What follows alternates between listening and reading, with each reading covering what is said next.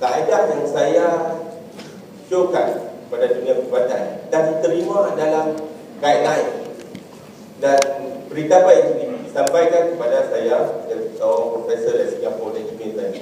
Lepas tu saya baca dia punya guideline dan masih ada lagi, walaupun saya seronok, tapi masih ada lagi celah yang patut kita perbaiki. Sebab first line of treatment dia bagi ada sesuatu yang lebih rumit, lebih mahal, lebih susah dilakukan, tak berada di semua klinik yang ada.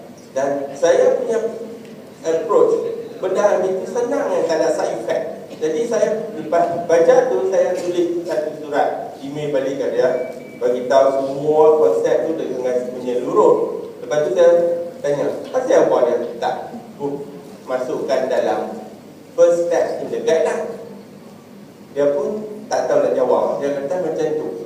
Dia jemput saya pergi Itali, Europe Asia Colorectal Conference, untuk menyampaikan penemuan saya.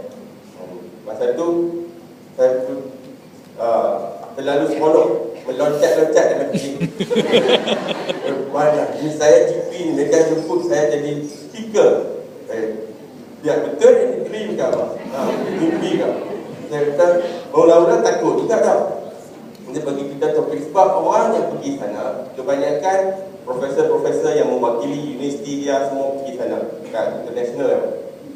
Jadi saya kata nanti orang gelakkan saya macam mana. Saya kata, saya kata, if they consider me as a monkey, and monkey yang masuk dalam dewan begitu prestige, tak patut dimarah. Orang pakai yang baru masuk kena dimarah. Jadi saya monkey, saya beli obat, cakap saya akan cakap. Jadi saya dengan ada keyakinan macam tu, saya sudah bagi tenangkan diri. Jadi saya sediakan saya punya itu message presentation saya dan pergi sana. Dan disebabkan dan pada masa yang sama juga mereka dah jemput saya untuk jadi pengkaji pada persatuan itu, sebab penemuan itu yang begitu membantu dalam bidang perubatan. Orang Malaysia begitu terkenal di mata dunia. Dr. Cik, sebagai seorang medical center, boleh kita tahu apakah inovasi dari pandangan mata Dr. Cik?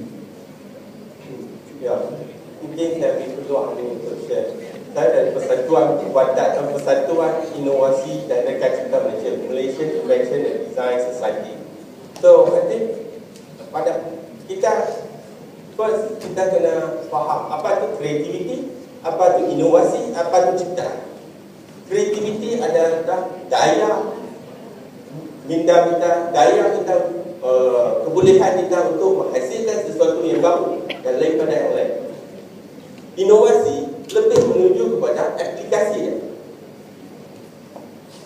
Aplikasi kegunaan macam tadi kata alat tu mungkin dah ada, tapi kita pakai cara berinovatif, kegunaan baru. Contoh kita pakai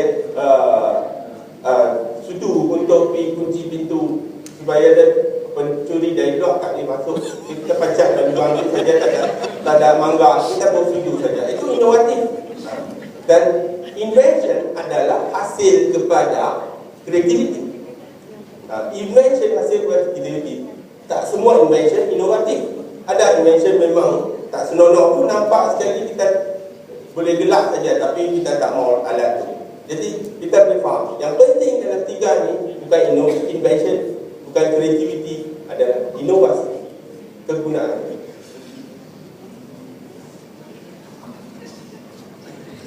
Okey, jadi apa yang saya boleh faham ialah untuk menjadi seorang medical center, kita yang paling penting kita perlu ada keinginan dan keyakinan. Pak kata doktor tadi kan, dan juga sifat bertanggungjawab. Yes. Sifat bertanggungjawab tu macam mana doktor? Ya, mula-mula masa saya nak jadi inventor, tu fikir pecah kepala pun dia tak ada idea macam mana nak mula kat situ ni. Tengok pandang dinding di depan tu, ya, buat apa yang patut kita buat. Jadi saya rasa perasaan lebih yang bertanggungjawab ataupun saya responsibility itu penting. contohnya, salah satu alat yang saya cipta tu, yang bukan yang saya kata tadi, yang itu colorectal, yang lain pula. Satu lagi alat saya yang saya dapat, sebab alat tu saya dapat champion in green technology in Malaysia tahun 2010. Lepas tu, dan dengan alat tu, saya dah mewakili Malaysia pergi ke peringkat dunia kat USA.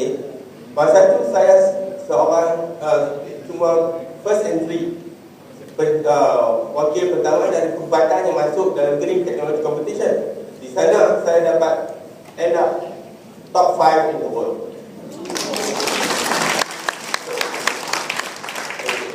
Alat tu mula dengan apa? Sebab bapa saya sakit kanser tengkok 20 tahun sebelum dia meninggal, tahun 87. Dalam pengalaman tu, sebagai seorang doktor, mungkin kita tak nampak. Masa kita sebagai wakil pada ataupun orang yang pihak sakit yang duduk tepi itu, masa tu kita pandangan lain. Masa saya jaga pesakit, mungkin saya tak nampak. Tapi masa saya duduk tepi ayah saya, dia tengok dia sakit. Kebanyakan masa sakit dia bukan disebab penyakit, disebabkan rawatan tu yang menyebabkan sakit. Dan masuk kuat saja pasang drip. Drip bengkak sini, cucuk sana, bengkak sini, cucuk sana. Sampai last tak boleh, kepala pun kena cucuk, tengkok pun kena cucuk. Last kali bapa saya sampai kena tepuk, sebab dia punya line semua dah kematu ke. Jadi tak boleh cucuk. Jadi belah pasang satu alat di mana dia macam besar kerang tau. Kerang atas lembut, bawah besi. Jadi dia masa kita cucuk, benda tu disambung kepada saluran dalam. Jadi benda apa dah cucuk tempat dia dah tak dicucuk itu ya. Dia pegang dan lebih kurang 50 sen punya saiz, dicucuk atas tu. Jadi kita tengok dengan line sahaja yang begitu cepat sumbat, kita sampai di tahap macam tu. Ada orang tak nasib baik cucuk sini, ada yang meninggal. Saya rasa yang tu yang paling penting. Kalau kita boleh maintain dia punya line jalan, kan bagus. Jadi kalau kita tengok hospital, sakit pergi jamban, pergi x-ray room, pergi mana, balik misi drip tak jalan, misi tu sibuk benda lain. Sebab tu kita nak salahkan dia tak boleh. Masa saya pergi jaga bapak saya, kita pun tak mau tak tekan misi kata ni saya doktor kan kena jaga. Orang lain punya bapak pun bapak juga. Jadi kita pun tak tamak lah nak pergi potong trip. Tapi kita tengok drip tu duduk bungkak. Benda yang patut habis dalam 2 jam, 4 jam tak habis. Sebab dia sentiasa ada terkendala.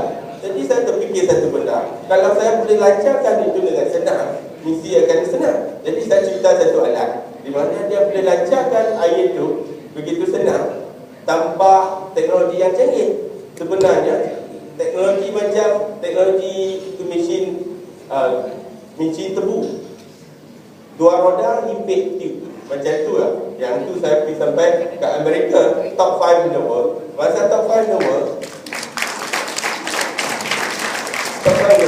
kat sana yang 4 yang lain, semua teknologi yang berjuta-juta, berbilion-bilion pun ada. Masa kita sampaikan kita punya teknologi, saya habis penghujung penyampaian tu, saya kata teknologi ni 15 sen 15 sen dan tak payah mesin baru, pakai alat yang dah buat drip set yang lain, yang tu boleh hasilkan. Jadi kita cuma teknologi yang cost 15 sen. Actually 15 sen tu dah untuk